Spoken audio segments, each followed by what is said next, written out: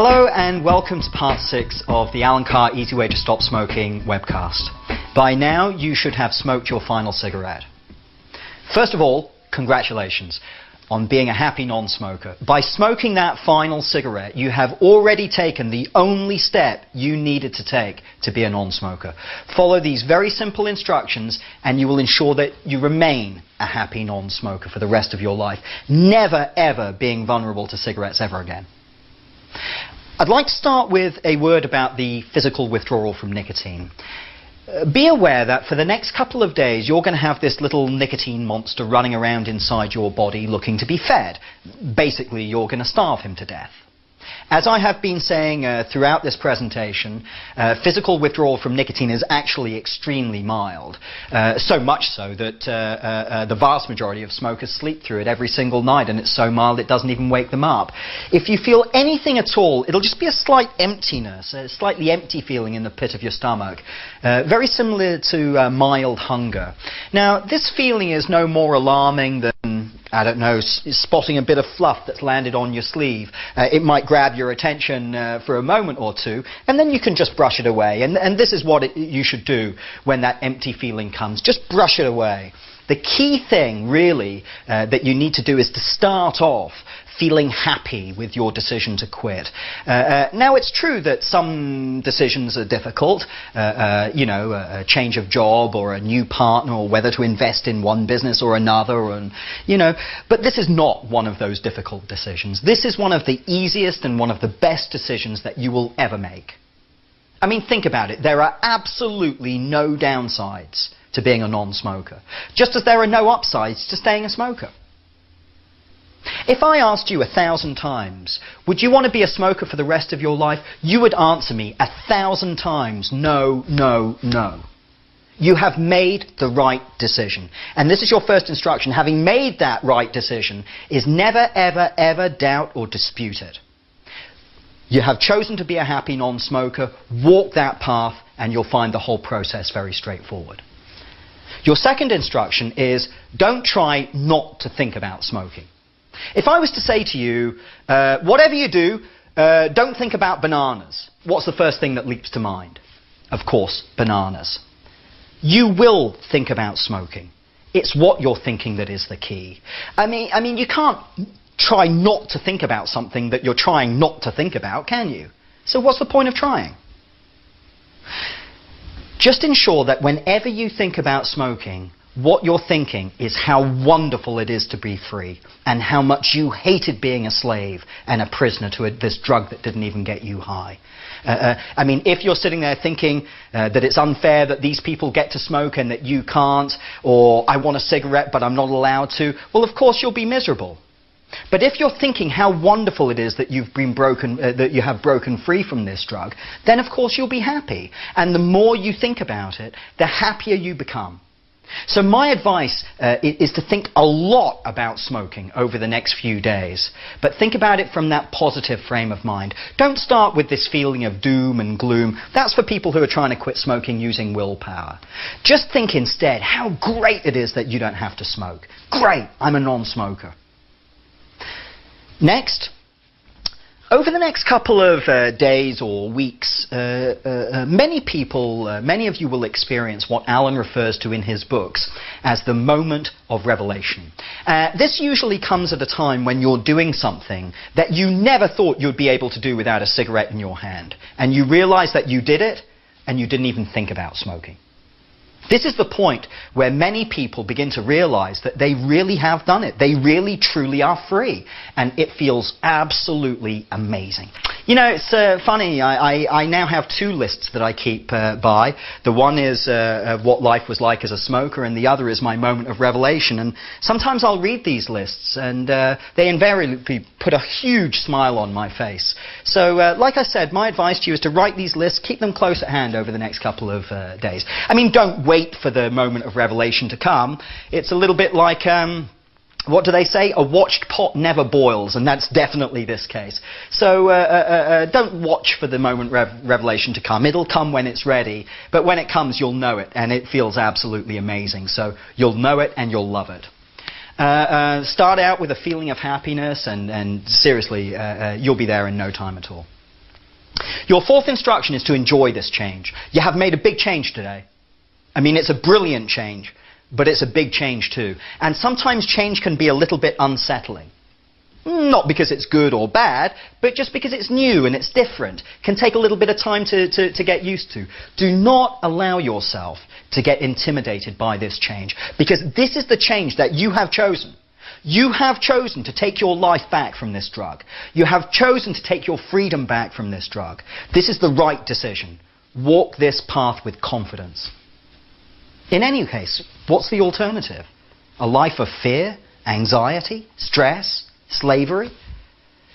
This is a wonderful thing that you have done today, and you should give yourself permission to enjoy it. Like settling into a new, higher-paying job, or moving to a big new house in the best part of town. You know, sometimes even good change can take a little bit of time to get used to. So give yourself time. Next, be conscious of some smokers over the next few days or weeks. And particularly be mindful of the concept that there truly is no such thing as one cigarette. You know, most of the smokers that you meet will be thrilled that you have quit smoking. They'll be really, really happy for you. But every so often, you might bump into a smoker that isn't exactly thrilled. You really need to be aware that every smoker has this fear of being the last one left in the trap. So when people hear that you've quit smoking, that fear might come into play for them. And these are the guys that'll say, oh, come on, you know, just have one, just have one. Well, guess what? There is no such thing as one cigarette. Just one cigarette when you were a child put you in this chair all these years later. Cigarettes don't come in ones. Or packs of 20, for that matter. Cigarettes come in lifetimes. Cigarettes only come in lifetimes. The first cigarette you ever smoked put you in this chair. What a sobering thought that is. Your fifth instruction is never to see or think in terms of smoking as just one cigarette. You must see the reality, which is that if you smoke this cigarette, it will lead to the next one, to the next one, to the next one. So you need to see this just one cigarette as a lifetime of smoking. 100, 200,000 cigarettes. Like I said, there's no such thing as one cigarette. Now, when you see other people smoking, you need to get it crystal clear in your mind's eye. These people are drug addicts. They're not smoking because they want to. They're smoking because they have to. They're smoking because they don't know how to stop. And if they knew how to stop, they would do it in a heartbeat. The reality is that these people are addicted to a drug that doesn't get them high, it makes them feel dreadful, and they're desperate to stop doing it. Why on earth would you envy such a person? Your sixth instruction is to show compassion towards smokers. Don't envy them. The truth is, they'll be envying you. But please, by the same token, do not turn into one of these sanctimonious non-smokers. Remember how much you hated those people when you were a smoker. So please don't turn into one of them. But by the same token, be very, very proud of what you have achieved. And make no mistake, this guy, this smoker, he wants what you've got, which is freedom.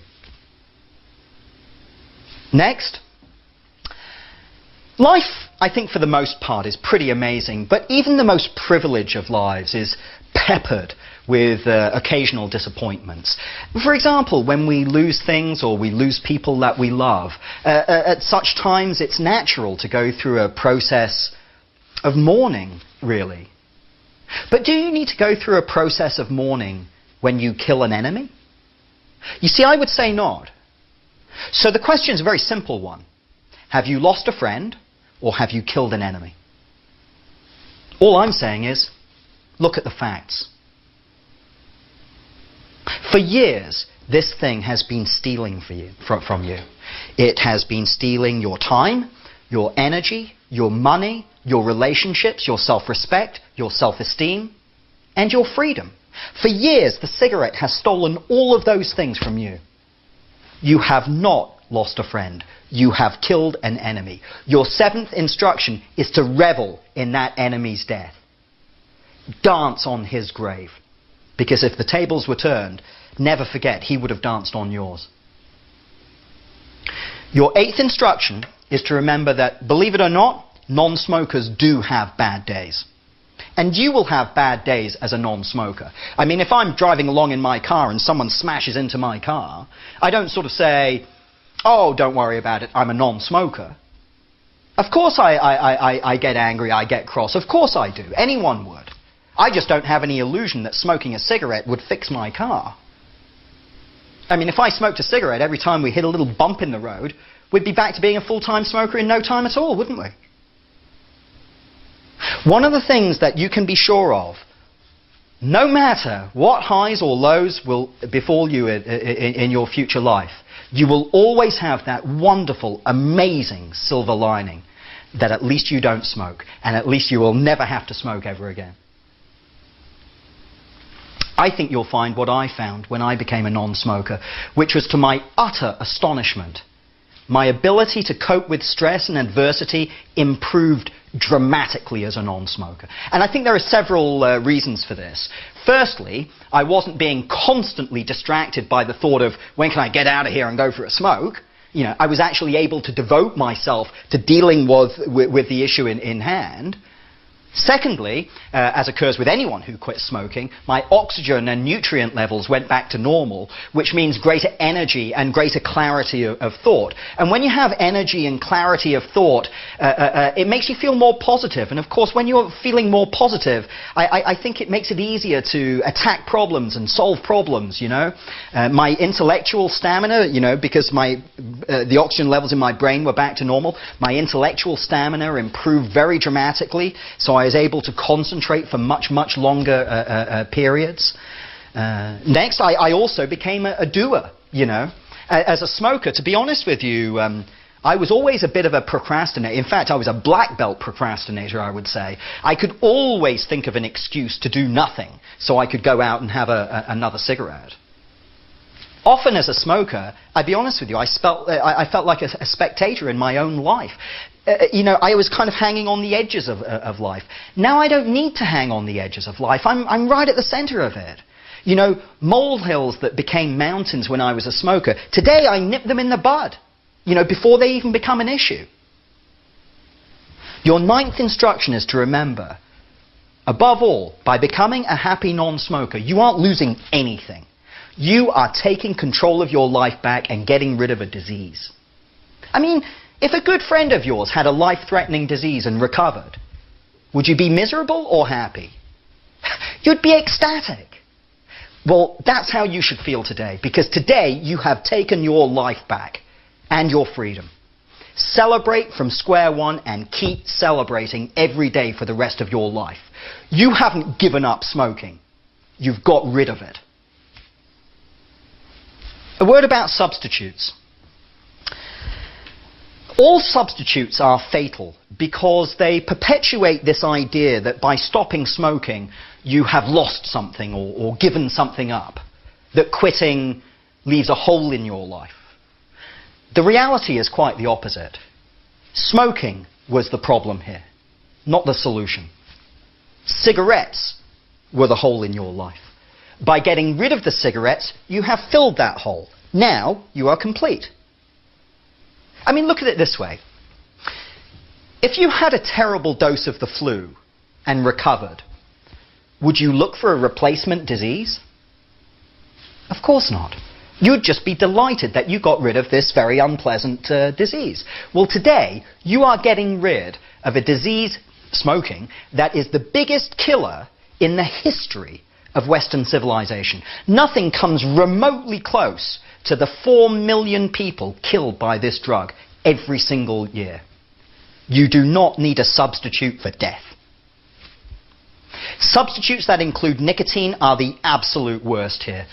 Obviously, I'm referring to the patch, the gum, the nasal inhalator, nicotine water, nicotine lollipops, all these bizarre nicotine products these days. And to be honest with you, I used many of these products when I was trying to quit smoking.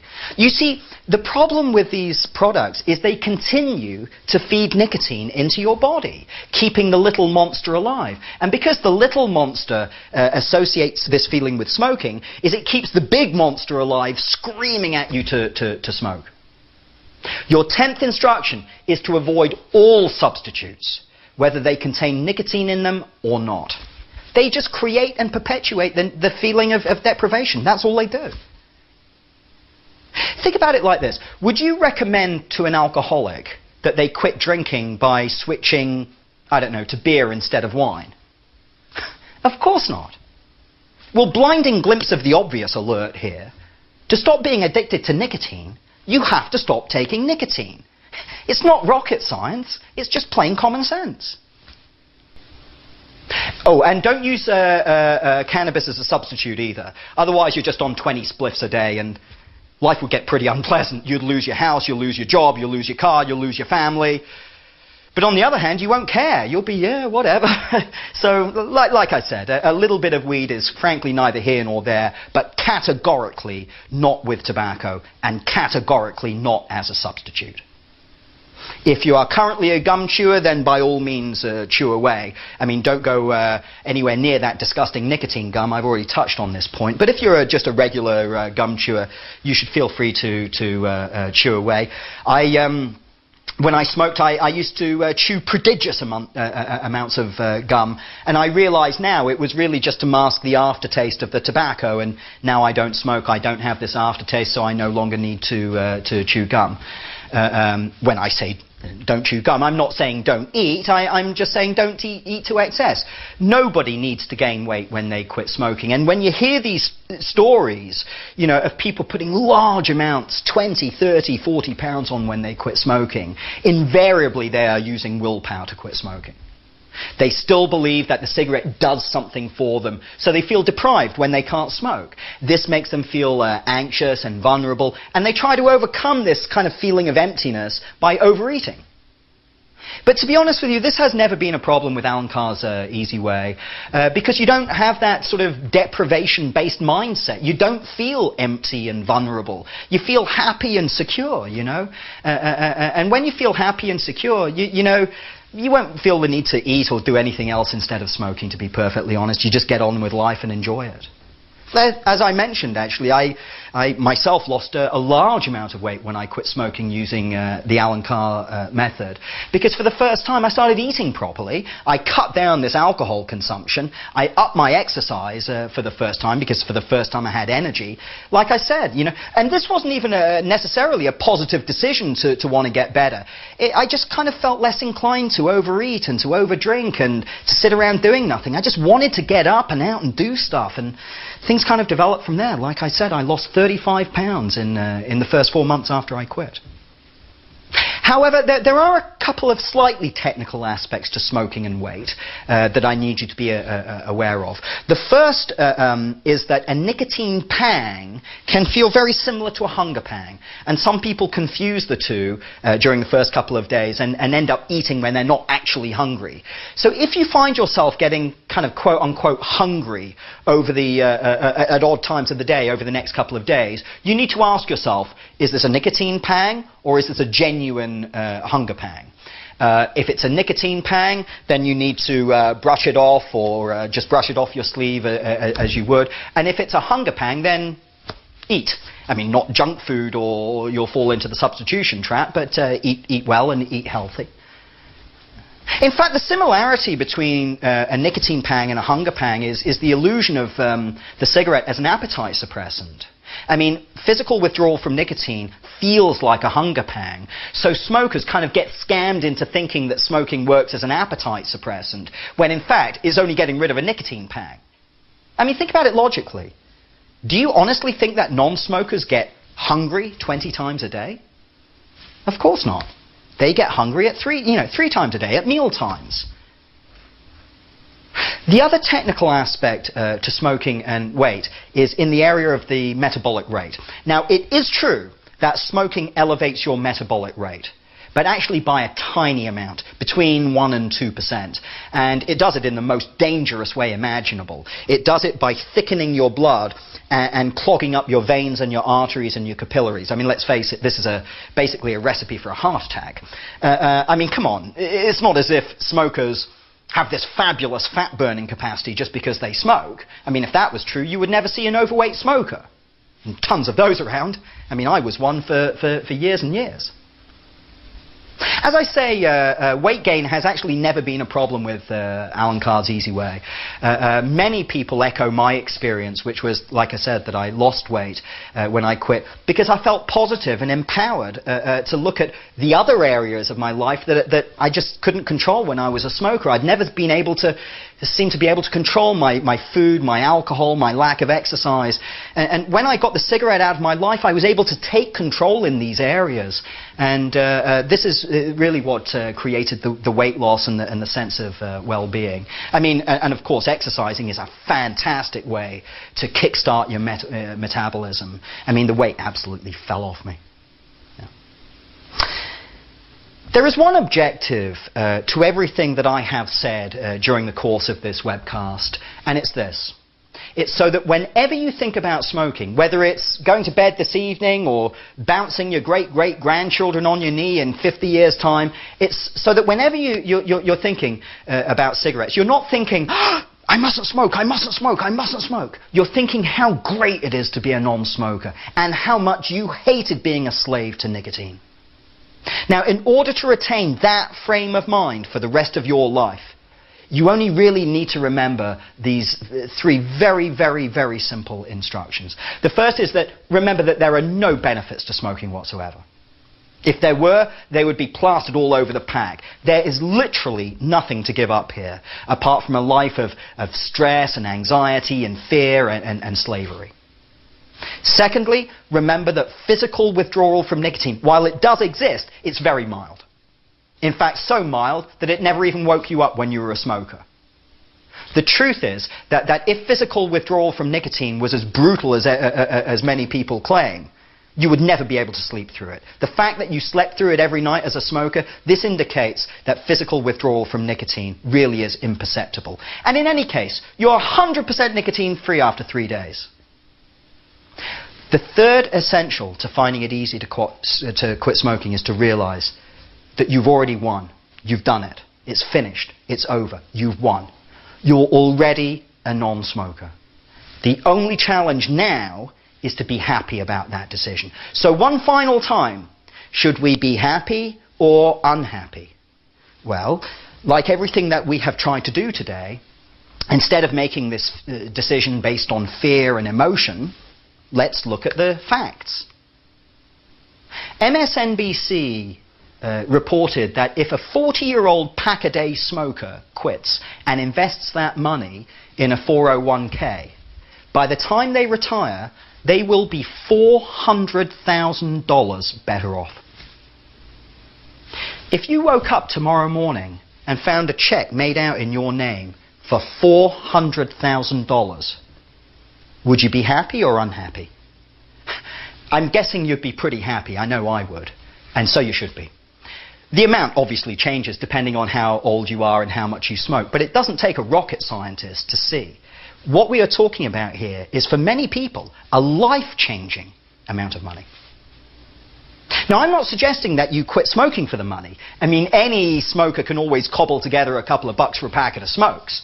So whilst the extra money is nice, it's not the only reason that you should do this. The much, much bigger reason, I think at least, is that with the decision that you've taken today, you've given yourself an extra 8 to 24 years of life. Statistically, this is how much longer non-smokers live than smokers. 8 to 24 years. This is big stuff. Really, you can't buy this stuff in a store. But even that's not the big one. For me, anyway. The biggest benefit of the decision that you have taken today is that today you have given yourself access to a quality of life that you just can't have if you smoke. You can have more money than Bill Gates. It doesn't matter. If you're a smoker, your life is defined by this thing and the garbage that it brings with it. It's only as a non-smoker that you can trade in this life of stress and anxiety and fear and slavery and trade it in for a life of health and happiness and freedom. This is a wonderful thing that you have achieved here today. You should celebrate from square one and continue to celebrate every day for the rest of your life. By cutting off the supply of nicotine, you have delivered that monster a fatal killer blow. Now, having said that you should be happy, please don't get complacent. The vast majority of the people that attend our seminars really do find it ridiculously easy to stop smoking. And this is wonderful. But there's a risk that is inherent in finding something easy. Sometimes things we find easy we don't value very highly. So we can kind of find ourselves in a situation like, well, I'm going to Vegas in a couple of weeks with the boys, and the boys will all be smoking the big cigars, and so I'll just smoke when we're in Vegas, and then I'll find it real easy to quit again when I get back. Right? Wrong. If you smoke after today, you have to assume that you're going to have to smoke all day, every day, for the rest of your life. Pull out that list of what life was like as a smoker and read it, and ask yourself, very simple question, do I want to go through the rest of my life feeling like this or worse, just so I can do a drug that doesn't even get me high? This is a massive backward step. Don't go anywhere near this drug. It's very, very easy to quit smoking, but it's impossible to control it. You know, don't let the ease with which you can quit, don't let that fool you into thinking that you can smoke the occasional cigarette. It's impossible to control. Do not think that you can ever get into the ring with this guy and get out in one piece, because you can't. In closing, I will not wish you luck, because frankly, it's just not relevant. You have made a wonderful, intelligent, informed decision. You do not need luck. Instead, what I will wish for you is what happened to me when I made that decision all those years ago. To be honest with you, I was a miserable smoker, and I thought quitting would make me even more miserable. In fact, it was the opposite that happened. I am so much happier now that my life isn't being controlled by a drug, and that happiness has spilled over into every other aspect of my life. After years of groping through the darkness, Alan Carr's Easy Way released me from a world of doom and gloom into a world of sunshine, health and happiness. Walk this path and you will never ever regret it. Thank you so much for giving us this opportunity to share Alan Carr's Easy Way with you. I wish you all the very best for a happy, smoke-free future.